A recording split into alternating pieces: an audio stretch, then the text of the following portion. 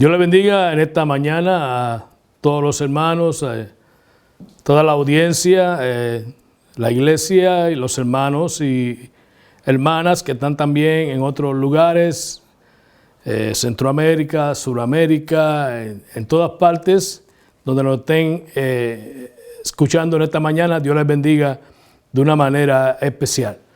En esta mañana, ¿verdad? Estamos a empezar un estudio de la unidad 2, hablando de las cartas de Pablo, la primera parte, ¿verdad?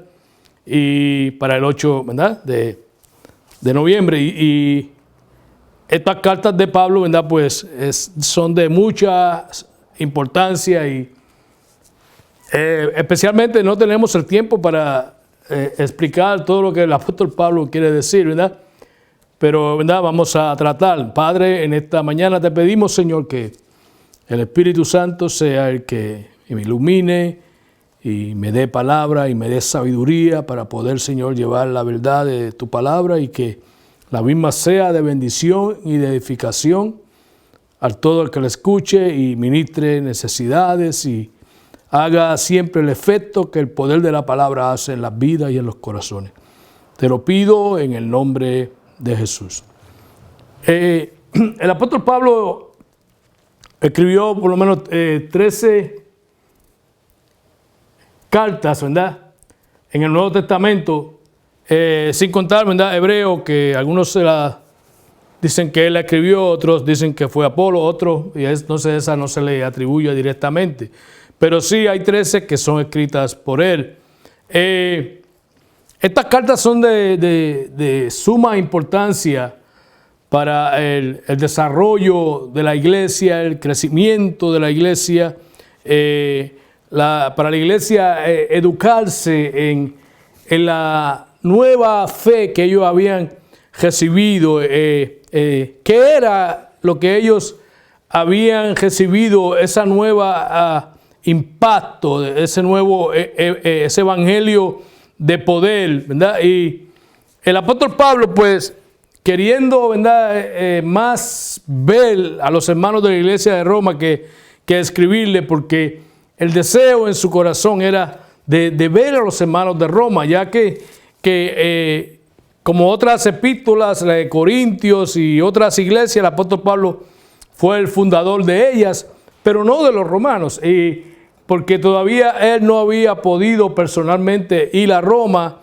y como él le dice, el deseo de él era presentar el evangelio para que el evangelio tuviera más alcance en esta ciudad que por una carta. Él quería ir personalmente para que el evangelio diera fruto, ¿verdad? Y él ver también en ellos lo que podía ser el poder del evangelio, ¿verdad? Porque el apóstol Pablo, ¿verdad? Pues eso era lo que él quería, que el evangelio se extendiera, que el evangelio fuera propagado por todas partes y que la gente entendiera, ¿verdad? El poder que hay en el evangelio y la diferencia que hay en el evangelio a las otras filosofías que en aquel tiempo que eran bastantes y que eran falsas y que estaban en contra de la verdad del evangelio. Pues el apóstol Pablo quería, ¿verdad?, traer esta verdad del evangelio a conciencia de estas grandes ciudades que era Roma. Así que, ¿verdad?, el propósito de estas epístolas era de instruir, de corregir, de enseñar, de aclarar dudas, de aclarar conceptos. En algunas veces las usó para defensa de su ministerio, ¿verdad? Porque el apóstol Pablo se encontró en diversas situaciones donde tenía aún enemigos en las iglesias donde él había fundado, ¿verdad? Porque en estas iglesias se metían falsos personas enemigos del evangelio, enemigos de la verdad que el apóstol Pablo había predicado. Y el tema de los romanos, ¿verdad? Dice que se presenta en el versículo de capítulo 1 y capítulo 17, de que él dice, en el Señor Jesucristo, la justicia de Dios se revela como la respuesta a su ira contra el pecado. A partir de allí, Pablo expone las verdades fundamentales del Evangelio. En primer lugar, recalca que son universales el problema del pecado y de la necesidad humana de justicia. El apóstol Pablo lo que quiere hacerle ver, ¿verdad?, a esta gente por medio de esta epístola es que todos necesitan la salvación. Tanto el judío como el griego están perdidos. El gentil están perdidos. Nada puede salvarlos. La ley que había dada a Moisés, no podía salvarlos. La ley, dice el apóstol Pablo, señalaba el pecado, pero no podía quitar el pecado.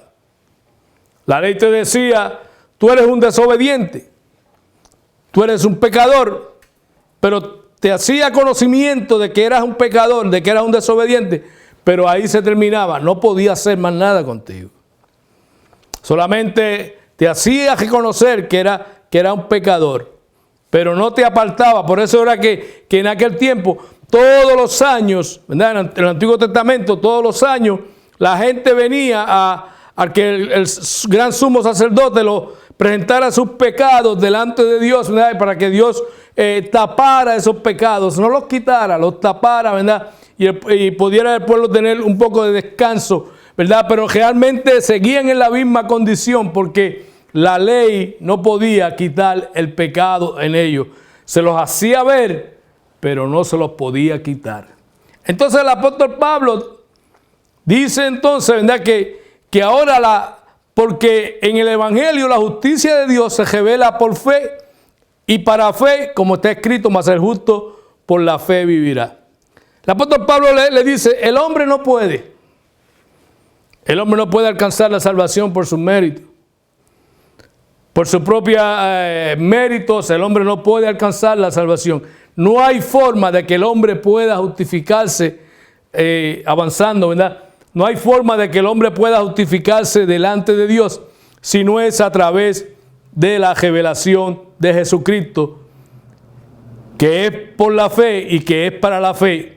Y es de la única forma, dice el apóstol Pablo, que la persona se puede ser justificado, es a través del evangelio de poder, como él dice en el versículo antes, el versículo 16, porque no me avergüenzo del evangelio, porque es poder de Dios, ¿verdad? En aquel tiempo criticaban y se burlaban de lo que habían creído a este evangelio de la cruz, porque ellos decían que era una burla, que cómo sería posible, ¿verdad?, que alguien que murió en una cruz fuera el que fuera el líder, cuando en aquel tiempo, ¿verdad?, la persona que moría en una cruz era considerado maldito. Pero la Biblia dice que Cristo se hizo maldito por nosotros. La maldición del pecado cayó en él, porque a nosotros era que nos tocaba morir en la cruz del Calvario, porque la ley decía que la paga del pecado es la muerte. Pero Cristo, ¿verdad?, se hizo maldito, se hizo, ¿verdad?, esta cruz que era para aquella gente malvada, para aquellos malotes, aquellos criminales, aquellos asesinos. Él, ¿verdad?, fue colgado en la cruz para que usted y yo fuésemos justificados delante de Dios por medio de la fe en el Evangelio de Jesucristo, ¿verdad? Esa creencia, esa sustancia tan bella, esa potencia que tiene el Evangelio para que el hombre sí pueda ser cambiado. La ley no podía cambiar al hombre. La ley no podía, jamás. Pero Cristo, ¿verdad?, el poder del Evangelio, la justicia de Dios revelada al hombre, el amor de Dios revelado, porque la justicia de Dios, ¿verdad?, como dice el versículo 18, porque la ira de Dios se revela desde el cielo contra toda impiedad e injusticia de los hombres que detienen con injusticia la verdad. Dios había creado el universo. Dios le había mostrado al hombre que él era bueno, que tenía pensamientos de bien para el hombre. Le hizo un huerto, le hizo un huerto, le hizo todo lo que el hombre necesitaba para ser feliz. Dios le dio todo, le hizo todo, se lo puso, mira, aquí está, esto es tuyo. Disfrútalo. Gózate. Es para ti, lo hice para ti porque te amo, quiero tener una relación contigo. Quiero socializar contigo, quiero tener una intimidad contigo. Quiero hablar contigo, quiero que tú hables conmigo. Te voy a hacer este Edén. Y dice la Biblia que el hombre se rebeló, ¿verdad? Avanzando se rebeló contra Dios. Y no aceptaron la gracia, no aceptaron aquel regalo que Dios le había dado. Entonces, cuando viene esto, pues Dios tiene que hacer juicio. Porque es la justicia de Dios. La justicia de Dios es el que tiene que castigar el pecado. Contra toda la impiedad e injusticia de los hombres que detienen con injusticia la verdad. ¿Verdad? Entonces Dios, ¿verdad?, siendo un Dios justo y estableciendo que Él castigaría a la desobediencia de nuestros primeros padres, tuvo que hacer juicio. Pero a la misma vez, en ese juicio revela también su amor. En la gran profecía de Génesis 3:15, la promesa de redención, la promesa que habla del hombre sería redimido por un sacrificio, por alguien que vendría, ¿verdad?, y establecería un nuevo pacto y reconciliaría nuevamente el hombre para con Dios. Pero ahora, aparte de la ley, se ha manifestado la justicia de Dios, testificada por la ley. La justicia de Dios por medio de la fe en Jesucristo, para que todos los que crean en Él, porque no hay diferencia, porque todos pecaron y están destituidos de la gloria de Dios. ¿Te ve? Nadie podía ser salvo si no era a través del plan de redención de Jesucristo. Porque todos estábamos destituidos. Cuando Adán pecó, nuestros padres pecaron, eso ya vino la condenación para todos los descendientes de Adán. Pero entonces Cristo, ¿verdad?, en su justicia, en su amor y misericordia, mandó a Jesucristo, el segundo Adán, para cumplir el propósito que el primer Adán no hizo. No pudo hacer, pero Cristo sí lo hizo. Entonces, trae la manera, trae la forma por la cual el hombre sí puede ser justificado, y ser justificado pues por la fe. Tenemos para con Dios por medio de nuestro Señor Jesucristo. A través de Jesucristo, el hombre es reconciliado nuevamente con Dios. Tener paz. Había una separación, había habido una separación. El hombre no podía hacer nada. Dios no podía mirar al hombre porque el hombre era un pecador. Pero a través de su Hijo Jesucristo, Dios ahora que aceptamos el Evangelio de Jesucristo y aceptamos que Él nos limpia, que Él nos perdona, confesamos que somos los pecadores y que necesitamos esa sangre que los limpie y aceptar ese sacrificio que hizo en la cruz. Entonces Dios no nos mira a nosotros ahora, sino que cuando nos mira a nosotros, nos mira a través de su Hijo Jesucristo, entonces nos ve a nosotros justos. Porque nosotros por nuestros méritos y por nuestra propia justicia nunca podríamos justificarnos delante de Dios. Nadie, absolutamente nadie. Cuando Dios mira a cada uno de nosotros que hemos aceptado ese sacrificio, que hemos sido reconciliados, nos mira a través del sacrificio de Cristo. Entonces no nos ve a usted, sino que ve a su Hijo Jesucristo en nosotros. Entonces nos encuentra buenos, nos encuentra justos, no porque nosotros seamos buenos, sino porque Cristo es bueno. Porque Cristo ha tenido misericordia con nosotros y ahora nosotros somos siendo justificados, no por obras, no por méritos, no por lo que yo pueda hacer, porque yo no puedo hacer nada. Yo no puedo hacer obras buenas. El hombre no puede hacer obras buenas para poder alcanzar la salvación. El hombre hace cosas buenas porque ya es salvo. El hombre hace cosas buenas y se manifiesta el fruto del Espíritu en él porque ya es salvo. Usted no hace buenas obras para ser salvo. Las buenas cosas que usted hace, las hace por el producto de la salvación que Dios ha manifestado en usted. Y usted es una nueva criatura y actúa en una forma como Cristo actuaría. Entonces somos justificados por la fe en Jesucristo. Y ese es, resumiendo tanto que hay en estos versículos. Y ahora el apóstol Pablo quiere entonces hablar con los hermanos de Corintios. Y trata entonces ¿de qué? De corregir unos problemas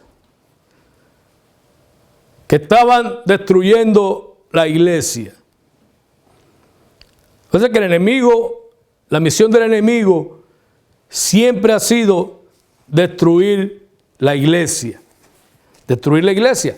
Él no quiere que usted y yo seamos salvos. Él siempre se va a oponer a que usted y yo lleguemos al cielo. ¿Ok? Entonces, en 1 Corintios capítulo 3, el apóstol Pablo, tratando de corregir una serie de problemas que habían en esta iglesia, le da prioridad de todos estos problemas que existen, de desórdenes y de inmoralidad, y problemas de la Santa Cena, problemas con los dones del Espíritu, con tantas cosas, pero hay un problema que le llama mucho la atención al apóstol Pablo, y si es el problema de las divisiones. El problema de la división.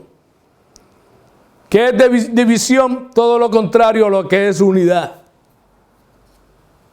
Todo aquello que se aparta de la unidad, eso divide. Las divisiones, la división en la iglesia es muy dañina. Las cosas del mundo, a veces nosotros las vencemos en el nombre del Señor. Las tentaciones las vencemos en el nombre del Señor. Pero hay cosas que suceden dentro del cuerpo, dentro de la iglesia, que a veces creemos que son normales. Tienen que pasar porque somos seres humanos y donde hay seres humanos, pues esto tiene que suceder y esto es así. Pero no es así. Dios, Jesucristo, en el corazón de Jesucristo, usted lo puede ver en Juan, el deseo del Señor desde el capítulo 14 y la oración intercesoria y la conversación que Él estuvo con sus discípulos. Uno de los temas que más recarga el Señor es la unidad que había de existir entre ellos. Él le dijo: yo quiero que ustedes sean uno como yo, el Padre y el Espíritu Santo somos uno. Nosotros tenemos una unidad perfecta, y esa unidad perfecta yo quiero que ustedes también la tengan. Así que Dios, que el mismo Señor Jesucristo le dio mucha importancia a la unidad de la iglesia. Porque aún soy carnales, le dice el apóstol Pablo. De manera que yo, hermanos, no puedo hablarles como espirituales, sino como carnales, como a niños. Cosa tremenda. Como a niños en Cristo, os di a beber leche y no vianda, porque aún no erais capaces, ni sois capaces todavía. ¿No habían crecido? ¿Qué problema? ¿Verdad que usted se preocupa que tú tengas un niño y no crezca? Físicamente no se desarrolle, mentalmente tampoco, emocionalmente tampoco se desarrolle, no madure, no alcance madurez. ¿Verdad que usted se estaría preocupado si ve a un niño de 14 años jugando con un carrito pequeño fuera de la casa? ¿Verdad que usted le preocuparía y diría: pero ¿qué le pasa a mi niño? Pues si no está para estar con juguetes, es para estar con otras cosas ahora. A esa edad, pues es otras cosas a las que debe estar interesado. Usted se siente, se preocupa. Y el apóstol Pablo estaba preocupado por esta conducta de los hermanos de Corintios, porque ellos estaban actuando en una forma carnal. Estaban actuando en una forma egoísta, con pensamientos personales. Y no hay nada que destruya más la iglesia, que haga más efecto dañino a una iglesia, que las divisiones, el favoritismo, estas cosas, que aquel es mejor, como decían ellos, yo soy de Apolos, yo soy de Pablo, yo soy de Cefa, yo soy del otro, y otros decían yo soy de Jesucristo, entre comillas, pero realmente no. Estaban divididos. Y una iglesia dividida se destruye entre sí misma. Una iglesia no puede estar dividida, no podemos estar con estos pensamientos que antes teníamos allá cuando éramos carnales. Cuando no teníamos el Espíritu de Dios en nuestras vidas. Eso ya no debe existir en nosotros. Todo el mundo debe ser igual, todo el mundo debe tenerse en estima en la iglesia.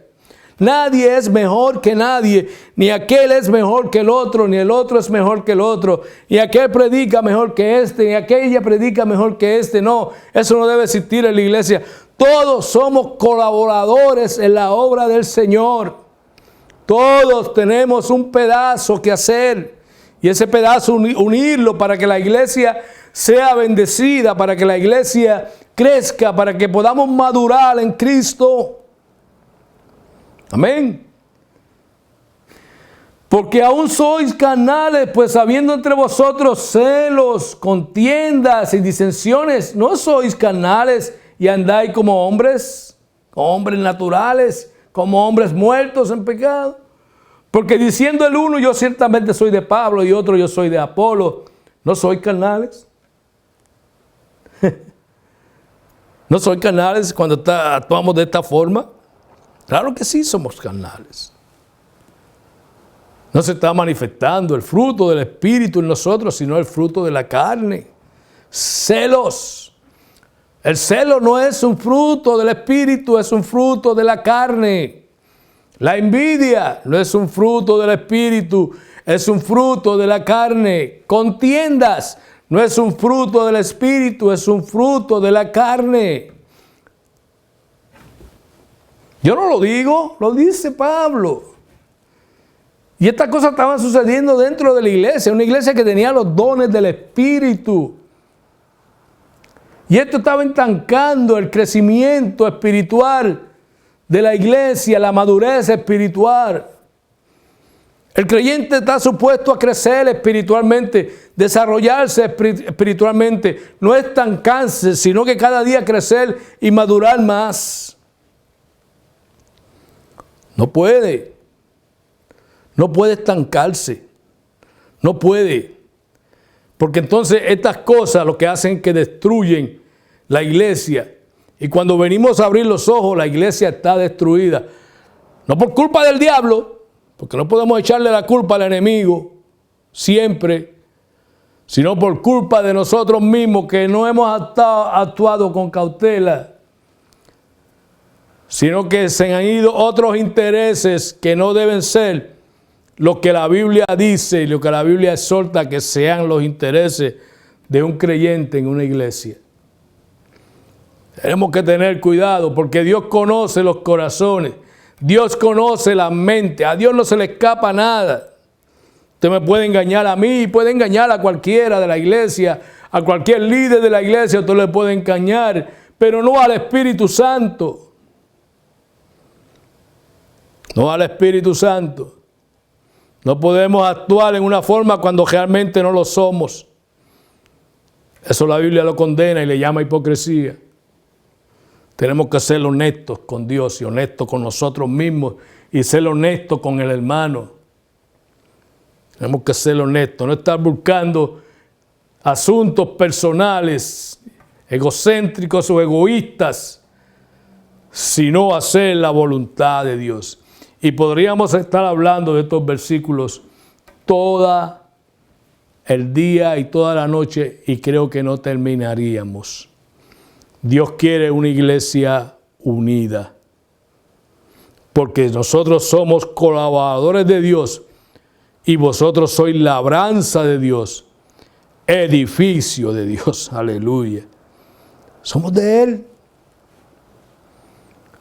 Somos labranza, somos hechura de Él.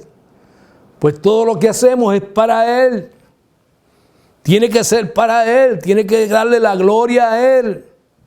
Tiene que Él glorificarse en todo lo que nosotros hagamos.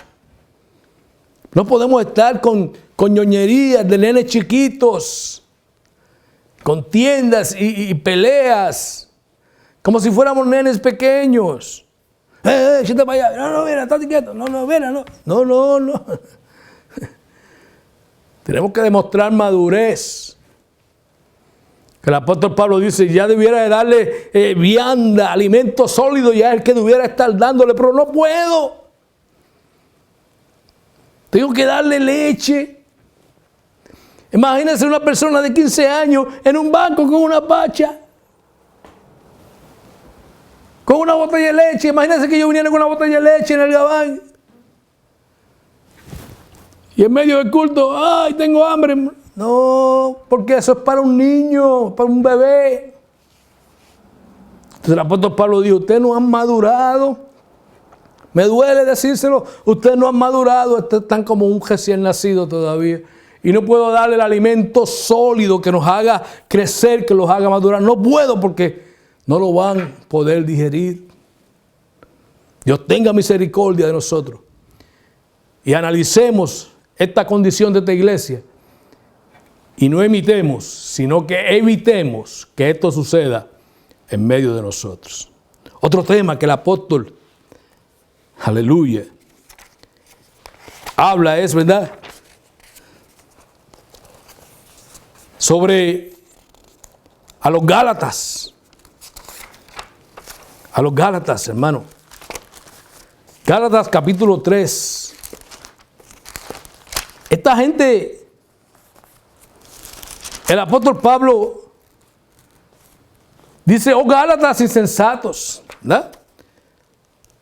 Esta es la importancia, ¿verdad? Que primeramente, ¿verdad?, el apóstol Pablo nos aconseja, habla también de la resurrección de Cristo, ¿verdad? En el capítulo 15, versículos 15 y 22, porque, hermano, ¿verdad?, antes de los Gálatas, habían ciertas creencias, ciertas enseñanzas, donde, ¿verdad?, el paganismo se quería introducir de aquellas religiones falsas, aquella filosofía falsa que había en toda Grecia, especialmente la ciudad de Corintios, que era una ciudad grande, una ciudad muy famosa, de mucho comercio, donde venían mucha gente, tenía unos puertos tremendos, tenía mucho comercio, era una ciudad próspera.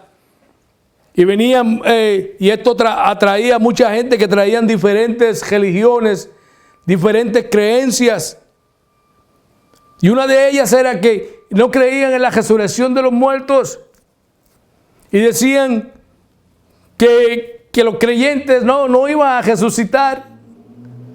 Y esto, ¿verdad?, esto entristeció mucho entonces al apóstol Pablo, y tiene que venir en una forma, ¿verdad?, fuerte, y hablarles y decirles, ¿verdad?, que cómo esto podría ser posible, ¿verdad? Posible porque como Dios, ¿verdad?, como Dios iba a prometernos algo a nosotros si no tiene una garantía, ¿verdad? Y la garantía de la resurrección de los muertos era que Cristo había sido crucificado y al tercer día se levantó de los muertos como primicias, ¿verdad? Y dando a entender y dando evidencia de que como Él resucitó, nosotros, los creyentes en Cristo, también resucitaremos, ¿verdad? Como lo dice ahí en el capítulo 15, versículo del 12 al 22, ¿verdad? Pero si se predica que Cristo resucitó de los muertos, ¿cómo dicen algunos entre vosotros que no hay resurrección de muertos? Porque si no hay resurrección de muertos, tampoco Cristo resucitó. Y nuestra predicación, ¿verdad?, es vana. estuviéramos hablando en vano, estuviéramos hablando sin sentido, sin nada de evidencia, nada creería en nosotros y nosotros aún también fueron los más miserables y estuviéramos también perdidos. Y si Cristo nos resucitó, vuestra fe es vana. Aún estáis en vuestros pecados, no hemos sido liberados del pecado, no hemos resucitado con Cristo, no hemos tenido una nueva criatura, no ha pasado nuestro espíritu, nuestro interior por una regeneración. Si Cristo no resucitó de entre los muertos, es imposible que hayan esas cosas cuando la base del cristianismo, la base del fundamento para nosotros tener esa esperanza viva que nosotros tenemos es que sabemos que Cristo resucitó de entre los muertos al tercer día, y es la gran diferencia que nosotros, la iglesia, tenemos de las de otras religiones. Los líderes de las otras religiones no pueden hablar de resurrección, no pueden hablar de vida eterna, no pueden ofrecerle vida eterna a sus seguidores, no pueden. Le hablan de mucha filosofía, de vivir aquí, cómo podemos vivir el corto tiempo aquí. Pero nada del futuro, nada de lo eterno, porque murieron y no resucitaron. Pero Cristo, ¿verdad? Cristo sí. Cristo tuvo misericordia. Dios tuvo misericordia. Cristo murió en la cruz del Calvario, pero al tercer día venció la muerte. Se levantó en victoria para que nosotros un día también, si morimos en Cristo, también seremos resucitados y viviremos con Él para siempre. Y esa es la esperanza tuya y la esperanza mía. Por eso le servimos a Dios. Si no fuera por esta esperanza, pues no valdría nada, no valdría la pena estar aquí. Nacimos y morimos y ya. Pero no es así. Cristo nos ha ofrecido vida eterna porque Él resucitó de entre los muertos. Y si Él vive, también nosotros viviremos, tratando de acortar lo que dice, porque podemos estar hablando, como dije antes, de la resurrección de Cristo y el significado que tiene para la iglesia. Podemos estar hablando todo el día y no terminamos. Ahora viene el problema de los Gálatas. Los Gálatas estaban siendo atacados por el legalismo,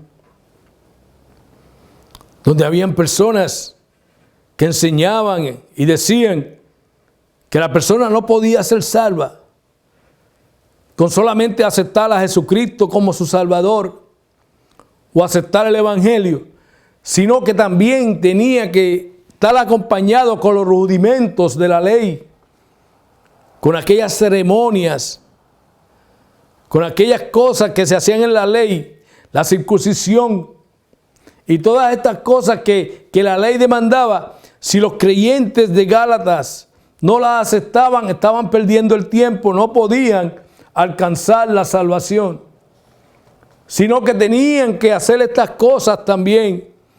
Y el apóstol Pablo le dice, entonces si los hermanos de Gálatas, ya muchos de ellos se estaban apartando. Por eso que él le dice, ¿verdad? En Gálatas capítulo 3, versículo 1, ¿verdad?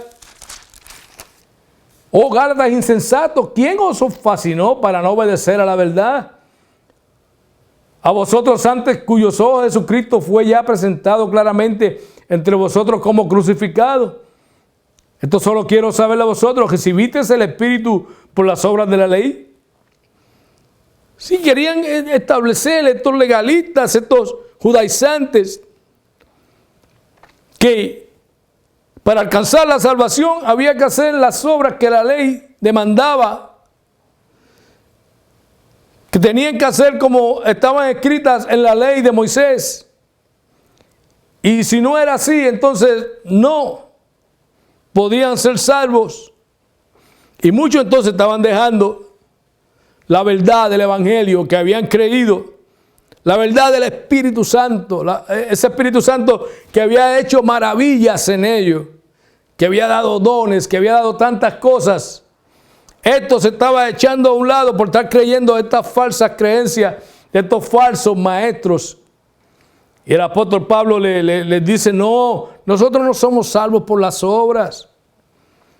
Nuestro padre Abraham no fue justificado delante de Dios por las obras, sino que su haber creído en Dios, haber creído en las promesas de Dios, le fue esto como ¿cómo podríamos decir? Por justicia, por la fe. Fue por la fe, no fue por las obras que él hizo, sino por la fe que él tuvo en lo que Dios le prometió. Si aún verlo, él lo creyó y dice que fue justificado. No por las obras, sino por la fe que él tuvo en Dios, quien le habló y le hizo las promesas. Nosotros no podemos alcanzar nada. Nosotros no tenemos méritos propios para alcanzar la salvación. Como dije antes en la parte de Romanos, no podemos alcanzar la salvación por nuestros propios méritos, ni haciendo buenas obras. No podemos alcanzar eso. Nosotros somos salvos por gracia, por la fe en Jesucristo, por la fe en el evangelio poderoso que Jesucristo predicó, que predicaron los apóstoles. El evangelio que cambia, el evangelio que transforma, que te hace una nueva criatura, que te hace reconciliarte con Dios, que hace tener una nueva relación con Dios. Tenemos que permanecer en este evangelio de poder. Tenemos que tener cuidado con las falsas doctrinas, con los falsos maestros. Tenemos que tener cuidado de no ser engañados. Porque en estos días, dice la Biblia, en estos últimos días, se van a levantar muchos con muchas falsas religiones, con falsas enseñanzas. Y van a tratar de desviarnos de la fe, como ya a muchos les ha pasado. Hay muchas personas que todavía siguen viniendo a la iglesia, todavía asisten a los templos, pero su fe no es la misma. Sus creencias han cambiado, su fe ha cambiado. Ahora creen otras cosas, ahora no creen lo que antes creían. Ahora no son guiados por el Espíritu, sino que son guiados por filosofías falsas, por filosofías de hombres que no tienen temor de Dios, que buscan, que traen unas filosofías y unas cosas de teoría, de tantas cosas que aparentemente parecen estar bien, pero cuando buscamos el fondo son trampas del enemigo para que las personas se aparten de la verdadera fe. Tenemos que tener cuidado en estos últimos días y agarrarnos del Señor, agarrarnos de la palabra. Por eso tenemos que amar la palabra de Dios. Un creyente que no ama la palabra de Dios es un creyente que estará expuesto a estas falsas creencias, a estas falsas filosofías, y se le hará muy fácil ser engañado.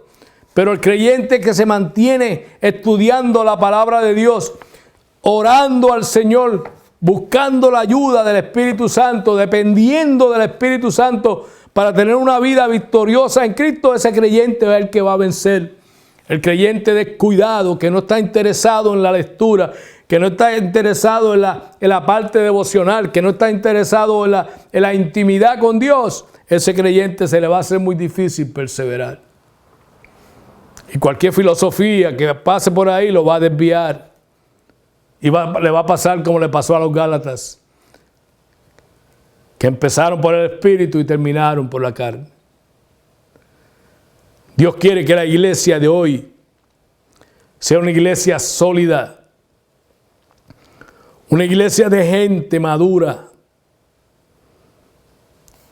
de gente con fundamento sólido, con carácter cristiano, con carácter de verdaderos creyentes, de verdaderas personas que aman la palabra, que aman la sana doctrina del Evangelio del Señor, la doctrina que implantaron los apóstoles, la enseñanza de ellos, la guianza del Espíritu Santo, la necesidad del Espíritu Santo en el creyente, la necesidad del Espíritu Santo en la iglesia. Filosofías, muchas creencias en estos días que no le dan importancia. A veces escriben libros completos de cosas que deben hacerse en la iglesia y lo menos que mencionan es la guianza del Espíritu Santo. Sin el Espíritu Santo no vamos a llegar a ningún lado. Si la verdadera doctrina, si la verdadera palabra, si no nos arraigamos a esta verdadera verdad, que es la palabra de Dios, seremos presa fácil del enemigo y vamos a caer. Y seremos una iglesia, pero una iglesia vacía. Necesitamos una iglesia llena del poder de Dios. Que se vean las señales mostradas. La gente venía a la iglesia en la parte primitiva, cuando comenzó la iglesia, la gente venía porque habían señales. El poder de Dios se manifestaba. La gente oía aquel ruido. Allá están los pentecostales, allá está pasando algo diferente. Allá los enfermos están siendo sanados. Allá están bautizados en el Espíritu Santo. Ahí todas estas cosas sucedían. Y no había que invitar a la gente. La gente venía a ver estas cosas y ahí el Señor los transformaba, los cambiaba y que empezaban a caminar por el camino de la verdad, el camino del Evangelio. Tengamos cuidado. Nosotros creemos en la resurrección. Yo creo que todos los que me están escuchando creemos en la resurrección. Porque si no es así, vana es nuestra prédica, vana es nuestra fe. Así que nosotros somos, ¿verdad?, creyentes de victoria, creyentes victoriosos, si seguimos manteniendo estas doctrinas en nuestra mente, en nuestro corazón, y las enseñamos a otros. Que empecemos a amarnos, que empecemos a ver al otro hermano y considerarlo también. Pensar, es mi hermano, es lavado por la sangre de Cristo. Hemos sido salvos por el mismo sacrificio. Hemos sido limpiados por la misma sangre. Hemos sido llenos del Espíritu por el mismo Espíritu. No pueden haber disensiones. No pueden haber celos. No pueden haber contiendas. No pueden haber envidias. No puede haber eso. Porque eso va a destruir la iglesia. El enemigo es muy astuto. Usted tiene que saber que el enemigo es muy astuto. Y él lo que quiere es destruir la iglesia. Y él va a usar estas cositas. Ya, tú sí, tú no. Ven acá tú no vengas. Tú vienes, tú no vienes. Esas cositas destruyen la comunión y la unión de la iglesia. Todos debemos necesitarnos del uno al otro. Todos tenemos que creer las doctrinas fundamentales de la palabra de Dios. Cuando eso no pase, la iglesia va a desaparecer. Y no importa lo que gritemos, y no importa lo que digamos, si no está estas cosas, lo que hacemos es ruido. Y el ruido nada hace. El ruido lo que hace es que molesta. Pero la armonía, la unidad, eso sí que agrada. Qué lindo es ver a alguien cantar en armonía. A un grupo cantar en armonía. En el tiempo, en la unión de la música, en la unión de las notas. En la unión del tiempo marcado. Qué malo es cuando se sale fuera del tiempo. Todo el mundo se equivoca, todo el mundo se turba porque alguien se salió del tiempo. La unidad, la armonía, es bien importante. Creer en las doctrinas fundamentales de la palabra del Señor, la venida de Cristo, el bautismo en el Espíritu Santo, el hablar en lenguas, los dones del Espíritu Santo. Todas estas cosas son para la iglesia, pero tal parece que no nos interesa. Nada, que para allá, que lo coja el hermano sinforoso, que se lo den al hermano sinforo, que él sea el que, nosotros qué, para nosotros, es para la edificación del cuerpo de Cristo. Los dones del Espíritu Santo son para edificar la iglesia. Necesitamos esa unidad del Espíritu. Como dice Corintios, ese mismo sentir, ese mismo pensar. Cuando hablemos para edificar. Que no traigamos nada de intencional para tratar de destruir a cualquier persona. La palabra de Dios es para edificar. No porque nadie me diga, ni porque yo supe algo. No, la palabra de Dios es para edificar. Si usted sabe algo de mí, llámame aparte. Hermano Leo, en el amor de Dios tengo que hablar con usted. He sabido esto y yo creo que esto no es bueno que esté pasando con usted. ¿Verdad? Usted lo amamos mucho y queremos que Dios lo bendiga. Pero no esperar una ocasión que me den una situación, una parte para entonces tratar de achocar al hermano y darle duro en la herida que ella tiene. La Biblia dice que lo llame esa parte. Eso es mansedumbre, eso es amor. Llámalo aparte, habla con él y lo vas a restituir de nuevo y lo vas a traer nuevamente al rebaño. Somos hermanos, tenemos que estar unidos, tenemos que tener un mismo sentir. Dios te bendiga, Dios nos ayude, Dios nos guarde y Dios nos ayude a que esta palabra permanezca en nuestras vidas, en nuestros corazones, en nuestra mente, pase lo que pase, porque si no hacemos lo que está aquí, no vamos para ningún lado. Demostramos madurez, demostramos crecimiento cuando obedecemos la palabra del Señor. Dios les bendiga. Nos despedimos. Padre, Señor, te adoro. Te doy la gloria, te doy gracias por tu palabra. Tratado de, Señor, de resumir todas estas verdades, tantas, en una sola clase, pero esperando, Señor, que haya sido de bendición. Que alguien sea edificado y que podamos, Señor, aceptar esta palabra y esta exhortación que el apóstol Pablo le hizo a los corintios, pero que ya ellos no están. Los hermanos de Corintios ya no están. Los que estamos son los hermanos de la iglesia de hoy. Nosotros.